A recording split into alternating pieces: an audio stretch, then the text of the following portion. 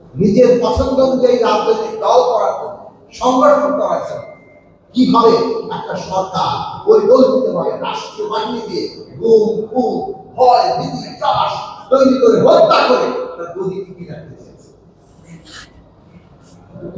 কিভাবে আমাদের দেশে বিভাজন তৈরি হয়েছে,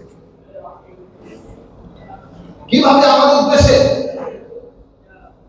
মানুষের দ্বন্দ্ব লাগিয়ে দেওয়ার চেষ্টা, কিভাবে আমাদের দেশে ধর্মের দিক থেকে, জাতির দিক থেকে, লিঙ্গীয় পরিচয়ের দিক থেকে নানাভাবে যারা প্রান্তিক হয়ে যান, ক্ষমতার জন্য যারা সংখ্যায় কম, তাদেরকে নিপীড়নের শিকার করা, তাদের একটা ভীতিকর পরিবেশ সৃষ্টি হয়েছে তাদের জীবনে।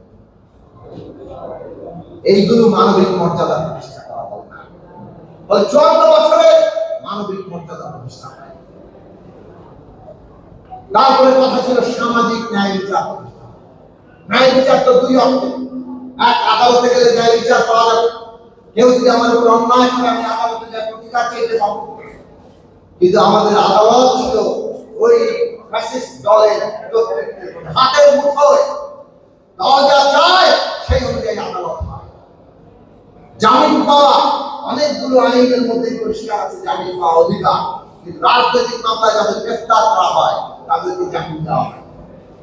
কিভাবে তাদেরকে নানাভাবে মামলা পর মামলা তাদেরকে আক্রমণ করে হয়রানি করা হয়েছে, তাদেরকে ধরে নিয়ে ক্রসফায়ার করা হয়েছে। আদালত সেখানে কোনো ভূমিকা দিতে পারে না, কারণ আদালতের কণ্ঠ টুটি চেপে ধরে রেখেছে ওই সরকার। আর আদালতেও এমন ভাবে নিজেদের লোক বসানো হয়েছিল যাতে করে সেইভাবে সেটা ভূমিকা রাখে। আর একটা ন্যায় বিচার আছে, সেটা হচ্ছে সামাজিক ন্যায় বিচার। সম্পদ তৈরি করে দেশের শ্রমিক, কৃষক, শ্রমজীবী, মেহনতি মানুষ, সেটা খেতে খামারে বলে